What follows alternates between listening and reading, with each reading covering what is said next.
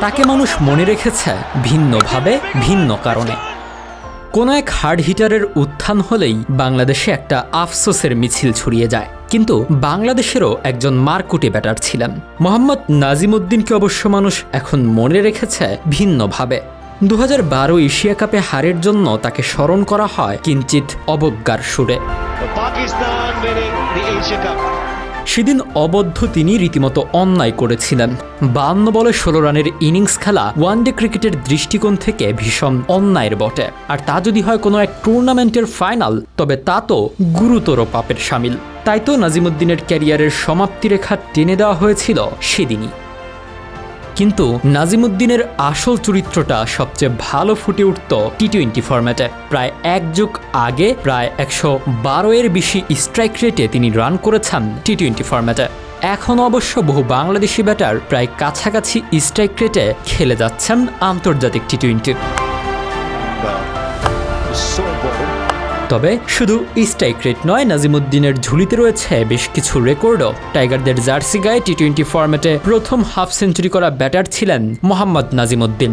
পাকিস্তানের তখন তুখোর bowling line up. Shoaib Akhtar, Mohammad আসিফদের মতো বোলারদের বিপক্ষে হাফ সেঞ্চুরি তুলে নিয়েছিলেন।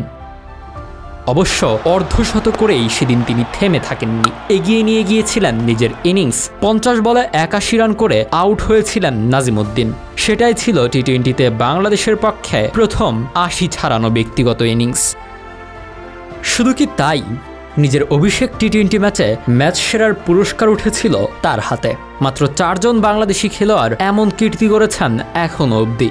এখানেই শেষ নয়, 2007 সালে টি-20 র্যাঙ্কিংয়ে নাজিমউদ্দিন ছিলেন 3য় স্থানে। এখনও অবধি এটাই বাংলাদেশের ব্যাটারদের শ্রেষ্ঠ অর্জন।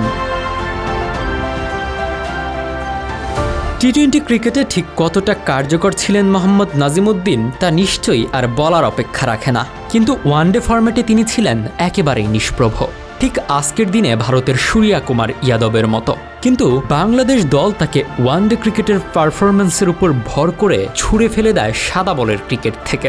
একটা সম্ভাবনার মৃত্যু ঘটে যার মধ্য দিয়ে। অবশ্য নিজের এমন দুর্দশার জন্য নাজিমউদ্দিনও ছিলেন দায়ী।